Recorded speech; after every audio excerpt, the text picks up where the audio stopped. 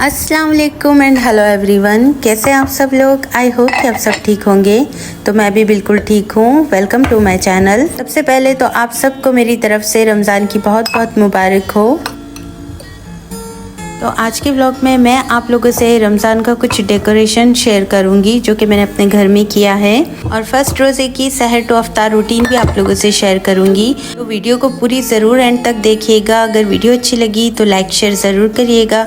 अगर आप मेरे चैनल पर नए हों तो सब्सक्राइब भी ज़रूर करिएगा। जैसे ही रमज़ान स्टार्ट होता है तो हम सब लोग अपनी इबादतों में मसरूफ़ रहते हैं, इसीलिए रमज़ान की बहुत सारी प्रिपरेशन मैंने पहले ही कर दी थी ताकि रमज़ान में इबादत के लिए मेरे पास काफ़ी ज़्यादा टाइम हो। लिविंग रूम की जो कारपेट है इसे काफ़ी टाइम से मुझे वॉश करना था, क्योंकि इसे मैं डेली ही बिछा कर रखती हूँ तो ये काफ़ी गंदी होती है। बच्चे दिन भर खेलते हैं तो इस पे काफ़ी चीज़ें गिरती पड़ती है, तो बहुत ये गंदी हो गई थी। यहाँ पर इतना अच्छा ऑप्शन है, अगर हम कारपेट को लॉन्ड्री में दे देते हैं तो ये बहुत अच्छे से क्लीन करके देते हैं। क्लीनिंग होने के बाद इसे इतने अच्छे से ये लोग पैक करके पूरा कवर करके देते हैं, और जैसा ही मैंने इसे खोला तो ऐसा लग ही नहीं रहा था कि ये ओल्ड कारपेट है। ऐसा लग रहा था कि इसे हमने न्यू परचेज किया है।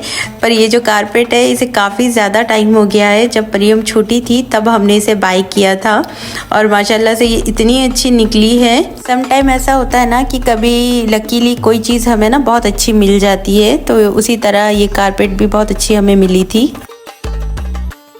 मगरिब की अज़ान के बाद बच्चे और मैं मिलके विंडो से चांद देख रहे थे कि चांद नज़र आ रहा है या नहीं, और उसके बाद नमाज वगैरह पढ़ के मैं आ गई थी थोड़ा डेकोरेशन करने के लिए। हर साल मैं अपने घर में थोड़ा बहुत सा डेकोरेशन ज़रूर करती हूँ, तो मुझे ऐसा लगता है कि हाँ, रमज़ान स्टार्ट हो गए हैं। रमज़ान में अपने घर को डेकोर करने का बहुत शौक़ है। जब मैं पहले वीडियो नहीं भी बनाती थी तभी से मैं घर को बहुत अच्छे से सजा कर रखती थी, डेकोरेट करती थी। हर साल रमज़ान में मैं अलग अलग तरह के लैंटर्न्स लेकर आती हूँ और अपने घर को डेकोरेट करती हूँ, तब जाके मुझे वो रमज़ान वाली वाइब्स आती है। तो इस तरह डेकोरेशन करने का किस किस को शौक़ है मुझे कमेंट करके ज़रूर बताना।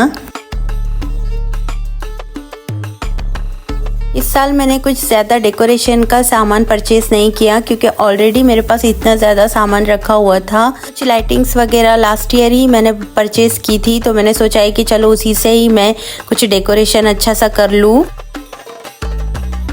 रमज़ान में इस डाइनिंग टेबल पर ही हम लोग अफ्तार करते हैं, सहर करते हैं, तो सबसे ज़्यादा जो यूज़ होता है वो ये डाइनिंग टेबल है। इसी पे ही मैं थोड़ी बहुत सी डेकोरेशन करूँगी। ये डाइनिंग टेबल छोटा होने की वजह से इसके ऊपर मैं ज़्यादा चीज़ें नहीं रख पाती हूँ। इस पे 2-3 चीज़ें रखने से ये पूरा फुल हो जाता है, तो मैं कोशिश करती हूँ कि मैं इसके ऊपर कम ही चीज़ें रखूँ ताकि मुझे स्पेस ज़्यादा मिले चीज़ें रखने के लिए।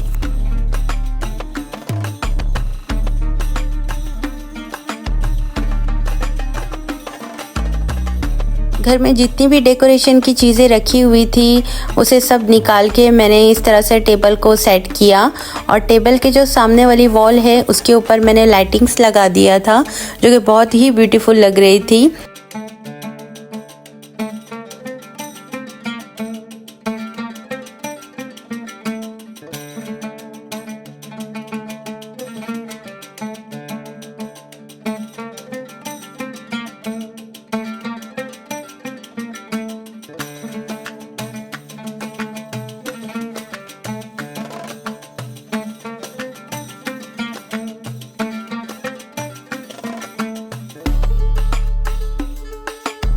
और इस वॉल पे लाइटिंग्स लगाने के बाद जो ये वॉल का लुक है वो ही चेंज हो गया, बहुत ही प्यारा लग रहा था। डाइनिंग एरिया में मैंने बहुत सारी ग्रीनरी यहाँ पर रखी है, जैसे कि आर्टिफिशियल प्लांट मैंने रखा है, और इस तरह रखने से ना घर में बहुत अच्छा लुक आता है। और टेबल सेट करने के बाद इसका फाइनल लुक देखिए आप। छोटी मोटी सी घर की चीज़ों से हम बहुत अच्छे से अपने घर को डेकोरेट कर सकते हैं, और ख़ासकर रमज़ान में।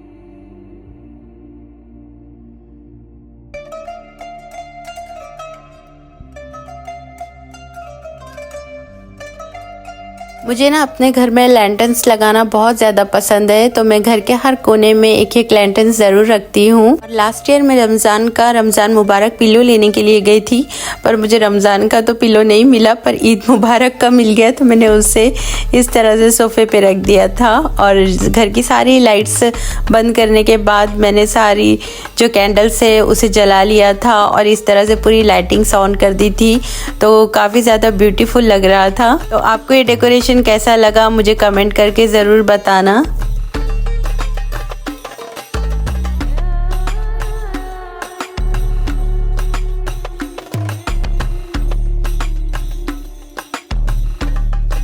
और ये जो वीडियो है ये नेक्स्ट डे का वीडियो है, यानी कि सहर के बाद का। सहर में मैं ज़्यादा कुछ शूट नहीं कर पाई क्योंकि फर्स्ट डे भी था और मैं और हस्बैंड एकदम सिंपल सी सहर करते हैं, क्योंकि मरियम की भी एग्ज़ाम चल रही है तो मरियम भी रोज़ा नहीं रख रही है।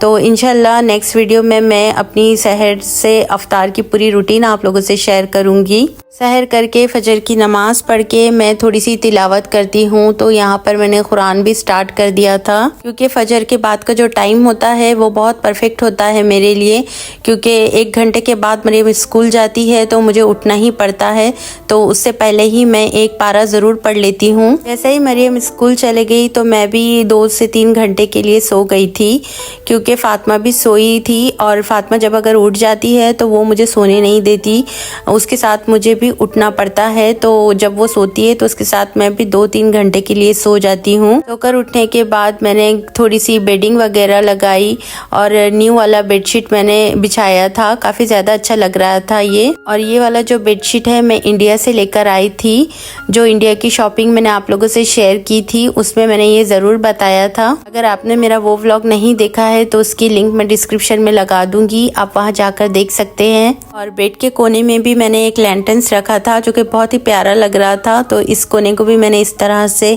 सेट किया, क्योंकि अक्सर बैठ के मैं यहाँ पर तिलावत वगैरह करती हूँ। और इस बार मैंने रमज़ान का कॉर्नर नहीं बनाया, कि हर साल मैं रमज़ान का एक कॉर्नर ज़रूर क्रिएट करती हूँ अपने घर में, क्योंकि इस बार जो मरियम के एग्ज़ाम है वो रमज़ान से ही स्टार्ट हुए हैं। मरियम की जो एग्ज़ाम है वो फर्स्ट अशरे तक होने वाले हैं, तो मेरे लिए ये डबल टास्क है, क्योंकि मुझे मरियम को भी पढ़ाना है, तो इसकी वजह से मैंने बहुत सारी तैयारी रमज़ान की पहले ही कर ली थी, ताकि मैं रमज़ान में स्ट्रेस फ्री रहूँ। किचन में भी मैंने लैंटर्न्स वाली ये लाइटिंग लगाई है।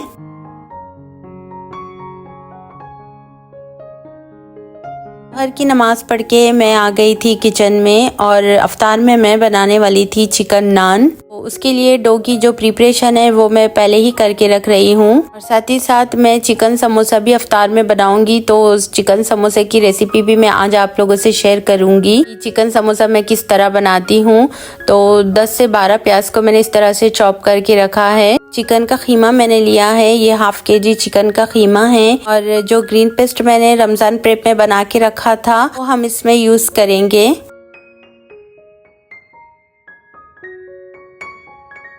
सबसे पहले एक पैन के अंदर मैंने थोड़ा सा ऑयल डाला था, उसके बाद जो ग्रीन पेस्ट मैंने रेडी करके रखा था वो मैंने इसमें ऐड किया। हर किसी का समोसा बनाने का जो मेथड है वो अलग अलग होता है, और मैं किस तरह बनाती हूँ वो आज मैं आप लोगों से शेयर कर रही हूँ। ग्रीन पेस्ट को ऑयल में थोड़ा सा भूनने के बाद इसमें मैंने आधा टमाटर ऐड किया, और जब टमाटर को अच्छे से भून लिया उसके बाद थोड़ा थोड़ा करके मैं इसमें खीमा ऐड कर रही हूँ। टमाटर ये ऑप्शनल है, आप चाहे तो डाल सकते हो वरना आप स्किप भी कर सकते हो, पर टमाटर डालने से समोसे का जो टेस्ट है वो बहुत अच्छा आता है, तो आप भी ज़रूर इसे ट्राई करना। और इन सबको डालने के बाद 10 से 15 मिनट के लिए हम इसे अच्छे से भूनेंगे। बाद 1 टीस्पून मैंने इसमें हल्दी पाउडर ऐड किया, 2 टीस्पून मैंने इसमें गरम मसाला ऐड किया, और 2 टीस्पून मैंने इसमें नमक ऐड किया। इसके बाद 10 से 15 मिनट इसकी अच्छे से भुनाई होने के बाद इसे मैंने कवर करके रख दिया।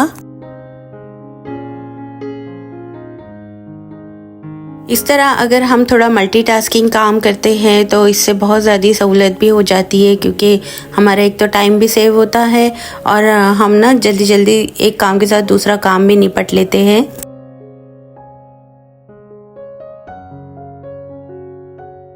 खीमा जब अच्छे से पक गया था इसके बाद मैंने इसमें प्याज ऐड की, और प्याज को मैं पूरी इसमें ऐड करूंगी, क्योंकि समोसे में प्याज डालने से इसका जो टेस्ट है वो बहुत ही अच्छा आता है। इसके बाद जितनी भी प्याज हमने स्मैट की थी सब डाल के इसे अच्छे से भूनना है जब तक कि प्याज जो है वो थोड़ी सॉफ्ट नहीं हो जाती। इसके बाद मैं इसमें थोड़ी सी कस्तूरी मेथी ऐड करूंगी। ये ऑप्शनल है, अगर आप चाहे तो डाल सकते हो वरना आप स्किप भी कर सकते हो, पर कस्तूरी मेथी डालने से इसका जो टेस्ट है वो बहुत ही जबरदस्त आता है। और इन सबको डाल के मैं इसे थोड़ा सा 10 से 15 मिनट के लिए अच्छे से चला लूंगी ताकि इसके अंदर कोई भी पानी ना हो। खीमे के अंदर जितना भी पानी है उसे हमें सुखा देना है ताकि ये एकदम ड्राई हो जाए। And what is this? Helicopter. Helicopter. Okay. एक साइड मेरे काम भी हो रहे थे और एक साइड में मरियम को साथ ही साथ पढ़ा भी रही थी, क्योंकि जब बच्चों के एग्जाम होते हैं तो सबसे ज्यादा जो टेंशन है वो मम्मीज को ही होता है। ऐसा लगता है कि बच्चों के तो नहीं पर हम लोगों के ही एग्जाम स्टार्ट है। समोसा बनाने के लिए मैं ये वाली शीट यूज करती हूँ और ये स्वीट्स की शीट बहुत ही अच्छी होती है। समोसे के अंदर फिलिंग किस तरह रेडी करना है वो मैं आज आप लोगों को शेयर कर रही हूँ। एक कॉर्नर को हमें इसे राउंड करके इसका ट्रायंगल शेप बनाना है। इसके बाद जब ये ट्रायंगल शेप बन जाए हम इसके अंदर फिलिंग करेंगे। ये दिखने में थोड़ा हार्ड ट्रैक लगता है पर जब इसे हम बनाएंगे तो इजीली बन जाता है। पहले मुझे इतने परफेक्ट नहीं आते थे पर जब मैंने इसे बनाते बनाते अब मैं इसका जो शेप है वो परफेक्ट बनाने लगी हूँ। पहले मैं इसे ना उल्टा करके बनाती थी, मतलब कि मुझे सही से बनाना ही नहीं आता था। फिर बनाते बनाते जब मेरा हाथ बैठ गया इस पर तब मैं अब इसे परफेक्टली बनाने लगी हूँ।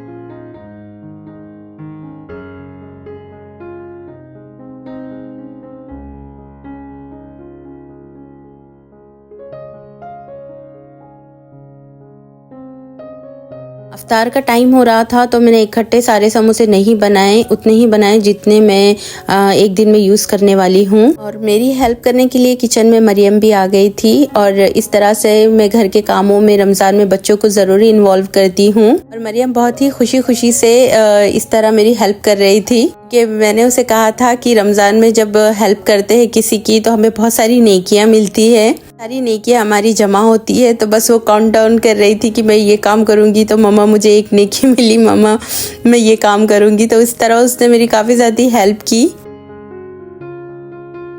तरह थोड़ी मील प्रेप करने का ये फ़ायदा होता है कि अगर हमारे पास टाइम कम हो तो हम इस तरह इजीली बस फ्रीज से निकाल के इसे फ्राई करते हैं। तो जो जो चीज़ें मैंने फ्रीज करके रखी थी उसे मैंने अफ्तार के कुछ देर पहले निकाल लिया था। साइड मैंने समोसे भी फ्राई होने के लिए रख दिया और नान को मैंने बेक होने के लिए एयर फ्रायर में रख दिया। अफ्तार का ये जो टाइम होता है ये इतने फास्ट जाता है कि पता ही नहीं चलता और मैं बिना टाइम देखे के काम कर रही थी। मेरे हस्बैंड पीछे से कह रहे थे कि तुम जल्दी करो, अफ्तार का टाइम हो रहा है और काफी लेट हो गई हो। इसलिए मैं ज्यादा कुछ शूट नहीं कर पाई क्योंकि ट्राइपॉड लगाने के लिए भी मेरे पास टाइम नहीं था। तो मैं हाथ में कैमरा पकड़ के इस तरह से शूट कर रही थी। अफ्तार भी हो गया था और मैंने इस तरह खड़े खड़े ही रोजा खोला। इसके बाद इत्मीनान से बैठ के मैंने रोजा खोला। अफ्तार में मैंने दही बड़े, चना चाट, फॉइल कबाब, चिकन नान, समोसे और स्प्रिंग रोल ये सब चीज़ें बनाई थी जो कि बहुत ही मज़े की बनी थी। इंशाल्लाह नेक्स्ट वीडियो में मैं आप लोगों से चिकन नान की रेसिपी,